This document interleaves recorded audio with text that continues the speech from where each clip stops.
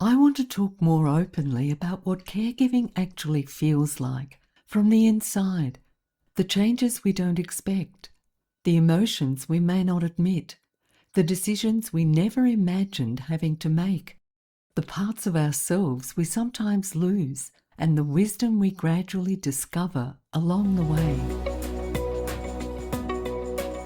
This is Karma Caregivers, the podcast for those who care deeply for others and are learning to care for themselves too. I'm your host, Lydia, and today we're at the beginning of a whole new series called The Real Caregiving Journey, what we carry and what we learn.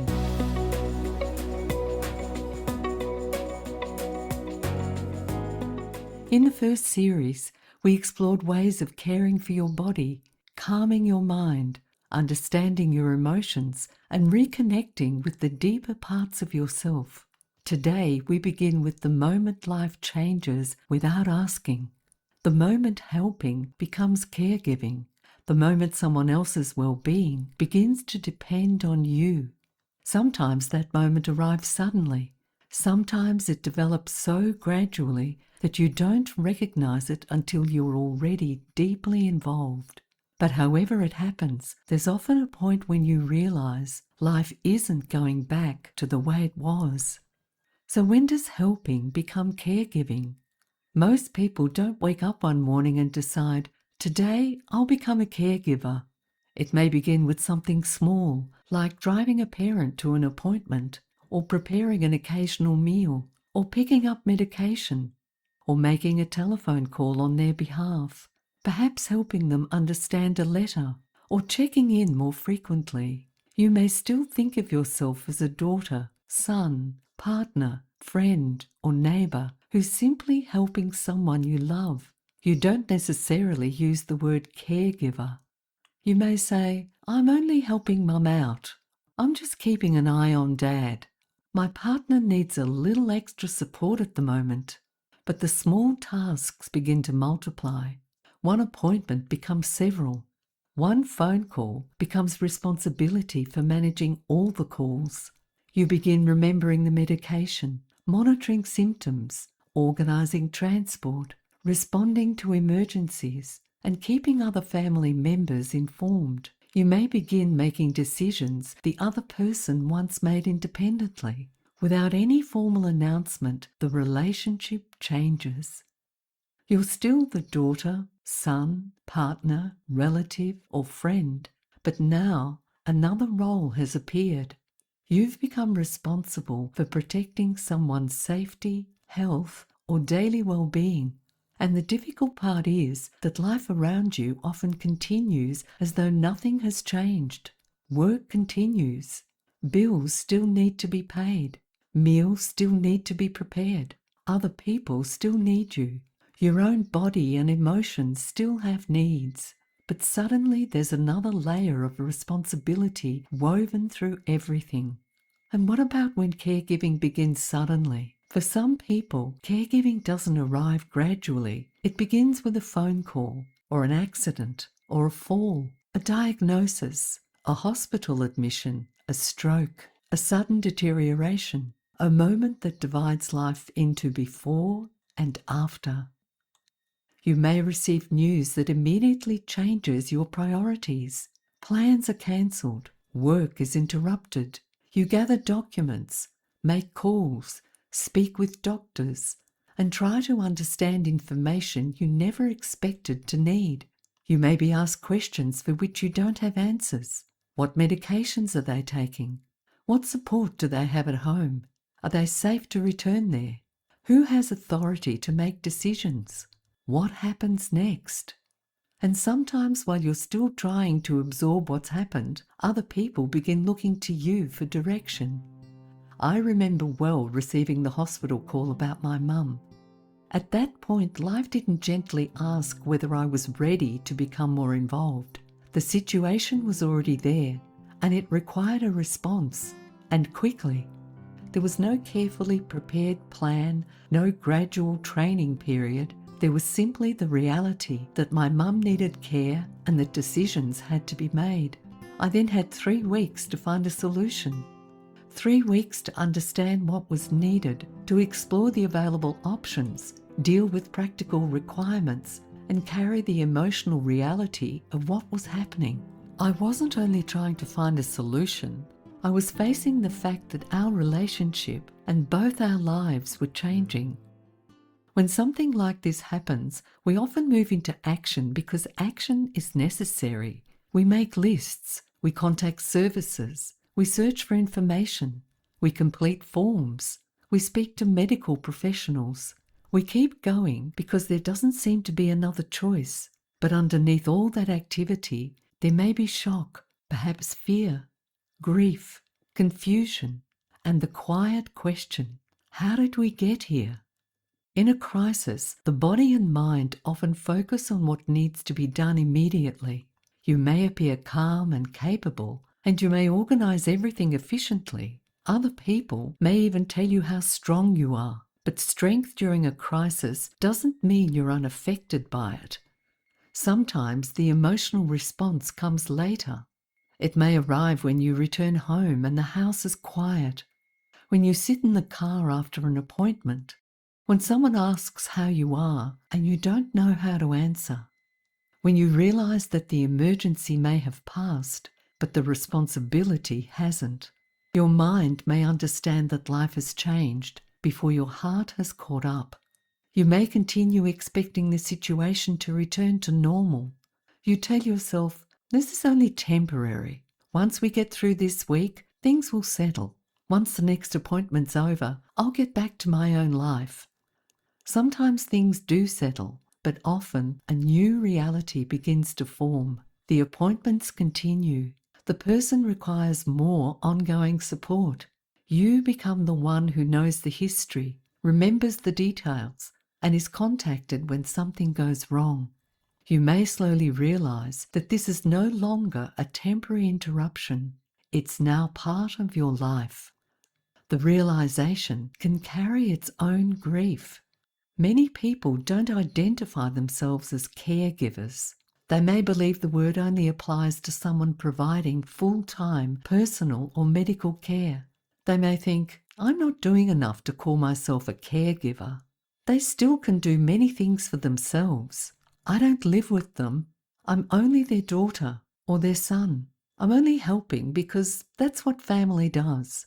But caregiving isn't defined only by physical tasks. It may include coordinating appointments, managing medications, providing transport, monitoring another person's safety, dealing with finances or paperwork, offering emotional reassurance, responding to repeated calls, making decisions, anticipating problems, carrying the constant concern of what may happen next.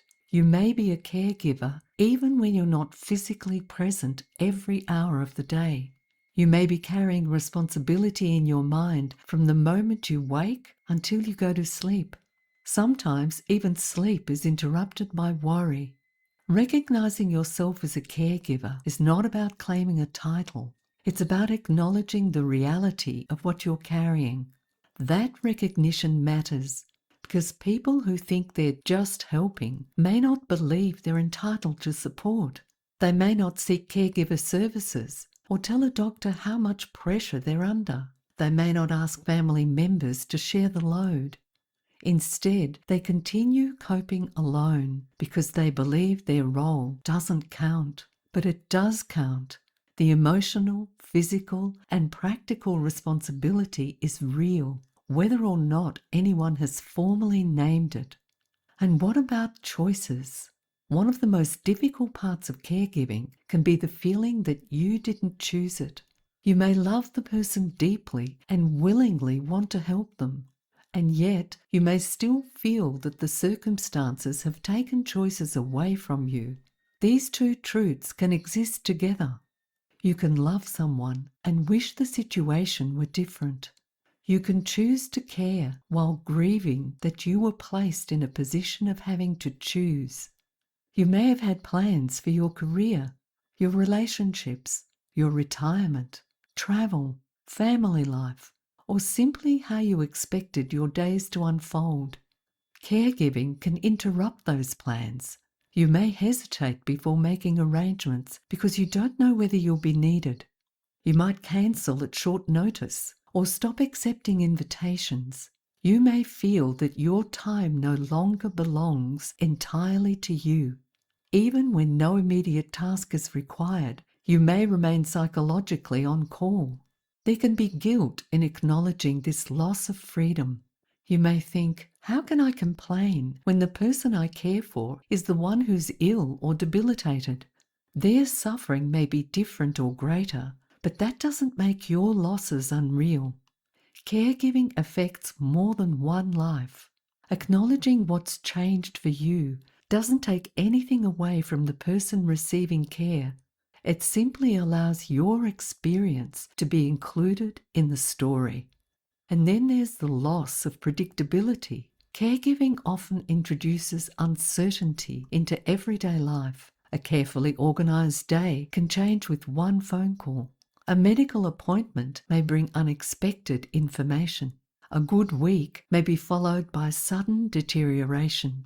A simple outing may require detailed planning. You may begin thinking ahead constantly. What could go wrong? What do I need to bring? What happens if they become confused? What if I can't reach anyone? What if I become unwell? What if the current care management stops working? This constant anticipation can keep the nervous system alert. Even in quiet moments, part of you may be preparing for the next problem. Predictability gives us a sense of safety. When predictability disappears, the body may respond with tension, poor sleep, irritability, exhaustion, or difficulty concentrating. You may find it harder to relax because experience has taught you that things can change quickly. Other people may suggest that you take time for yourself, but even when time's available, you may not be able to switch off immediately. Your body may be away from the caring situation while your mind remains there. This is one reason caregivers need more than the occasional instruction to look after yourself. They need understanding, practical assistance, reliable support, places where they can speak honestly. They need permission to recognise that their life has changed too. And caregiving changes relationships. Caregiving can very often change the relationship you had with the person you're caring for. You may still be their daughter, son, partner, sibling, or friend, but practical responsibility begins taking up more space. Conversations become centred on appointments, medications, meals, mobility, or safety. The relationship that once felt mutual may become less balanced. This can be particularly painful when caring for a parent. The person who once protected you may now depend on you. You may find yourself making decisions you never expected to make for them. There can be tenderness in this. There can also be grief, frustration, and a sense of disorientation. At times, you may even feel more like a care manager than a loved one. You may simply miss being a daughter or a son or a spouse.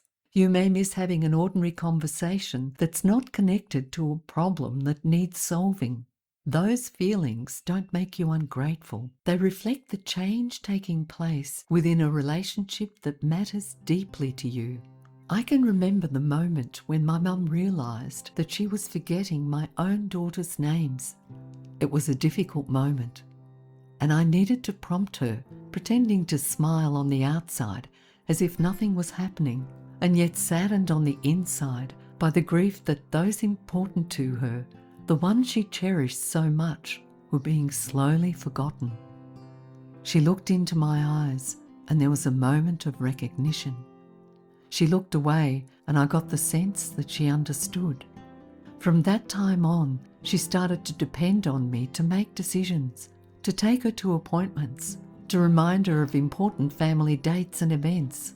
I began to realise that it was I who was becoming the parent, the one who looked after and cared for every aspect of her well-being, physical, mental, and emotional, as well as all the other external needs surrounding her life. Still, there was a part of me inside that was saying, Why can't we just go back to the way things were?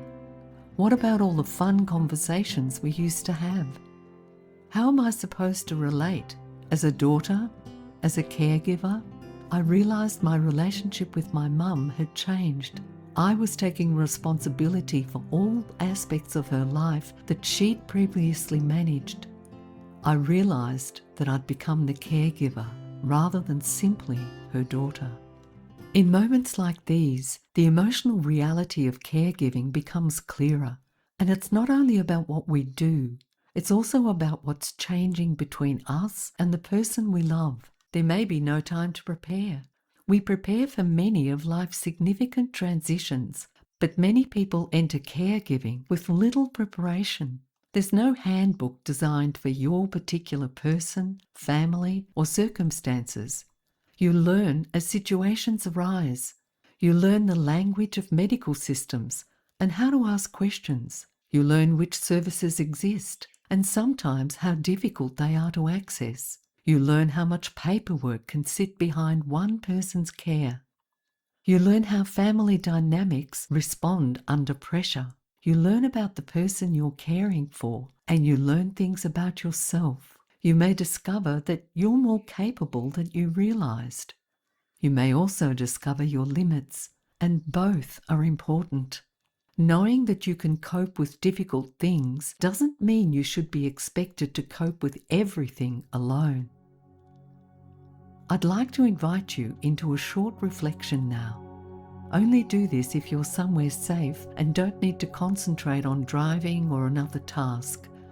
You can always come back to this later. I invite you to close your eyes or lower your gaze. Allow your body to settle into whatever position you're in.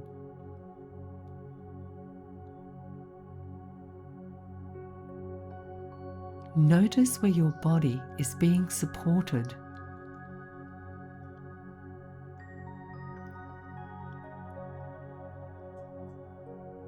Now take a slow breath in and release it gently. There's nothing you need to force or fix in this moment. Simply allow yourself to arrive. Take another breath in and a long breath out. Now bring to mind your own caregiving journey. You don't need to revisit anything that feels too distressing. Just notice what bubbles up.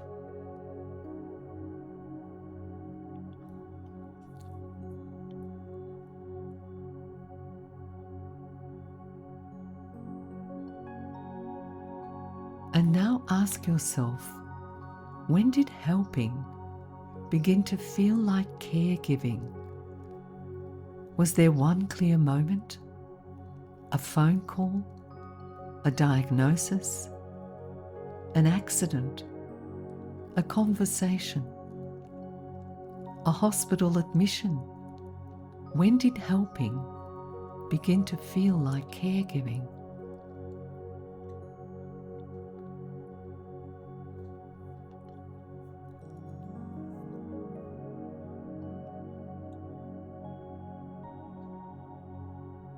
Perhaps there was no single moment.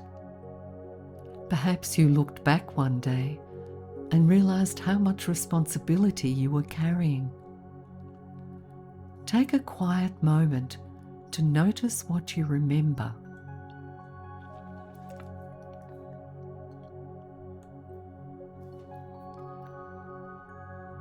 Now ask yourself, what changed for me at that time? Perhaps your routine, your relationship, your plans, your sense of freedom, your sleep, or perhaps the way you saw your future. There's no right answer. Simply acknowledge what was true for you. What changed for me at that time?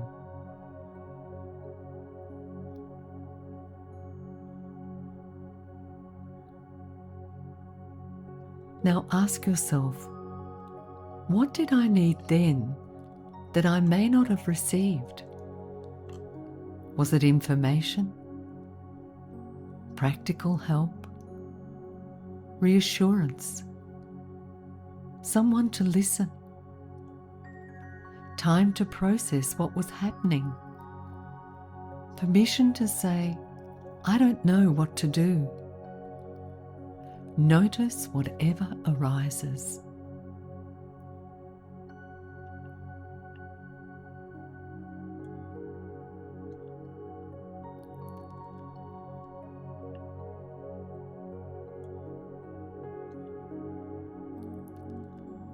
Now take a slow breath in and out.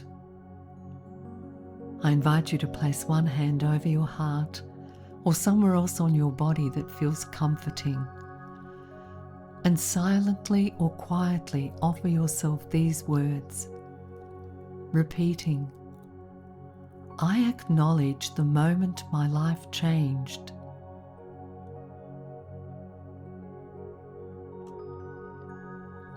I acknowledge what I was asked to carry.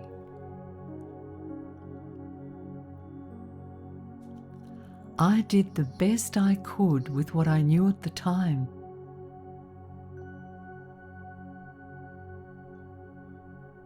I deserved support then, and I deserve support now.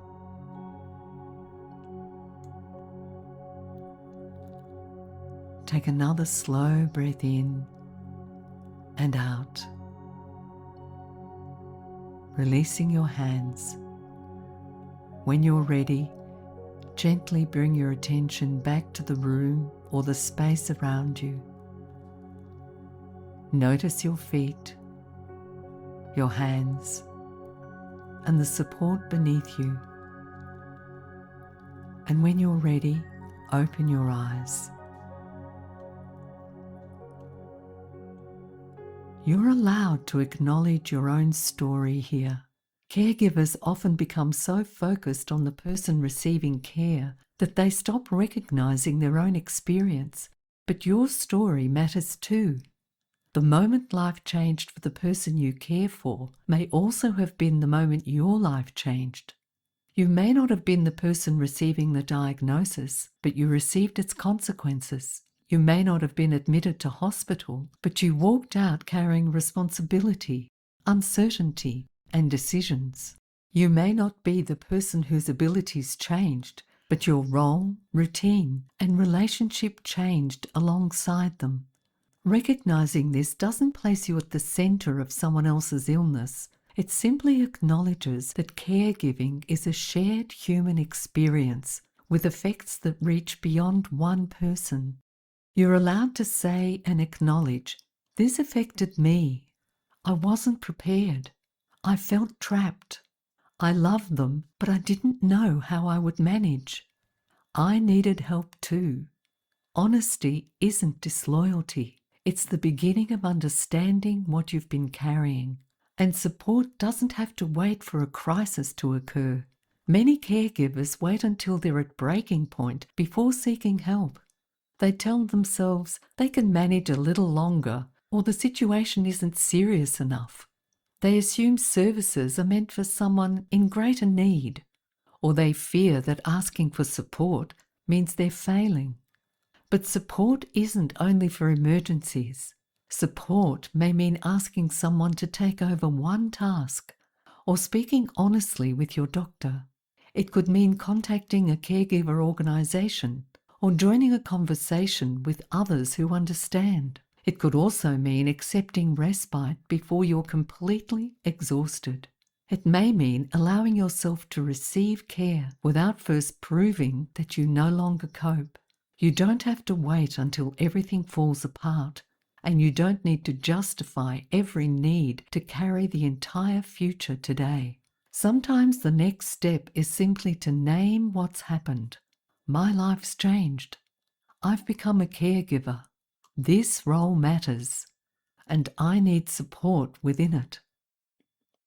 As we close this episode, I want to remind you of something important. You may not have chosen the circumstances that brought caregiving into your life, and you may not have been ready. You may still be trying to understand how your life changed so quickly, or how it changed so gradually that you barely noticed. But the absence of choice doesn't mean the absence of love. Love doesn't mean you must carry everything without support. You deserve to be recognized not only for what you do, but for what this journey asks of you. You deserve places where you don't have to pretend that everything is manageable. You deserve practical help, emotional understanding, and moments when someone cares for you. Take a gentle breath in and out and remind yourself, I may not have chosen these circumstances, but my experience matters. My needs matter, and I deserve support within this journey. Thank you for joining me for this first episode of this series, The Real Caregiving Journey, what we carry and what we learn. In the next episode, we'll explore the emotions caregivers don't talk about. The frustration, anger, resentment, sadness, and impatience that can exist alongside deep love. If this episode supported you, I invite you to like and subscribe to this podcast so new episodes arrive when you need them. And if you have a moment, leaving a short review helps other caregivers find this space too. And if you feel like you need more support, the Karma Caregiver Program series allows you to dive more deeply into your journey as a caregiver, caring for your body, your mind, your emotions, and your spirit. The link's in the show notes. You can also download the free self-care guide that provides small steps to bringing you back to yourself. Until then, take a moment to acknowledge how far you've already travelled. And as always, be gentle with yourself. Your care matters, and so do you.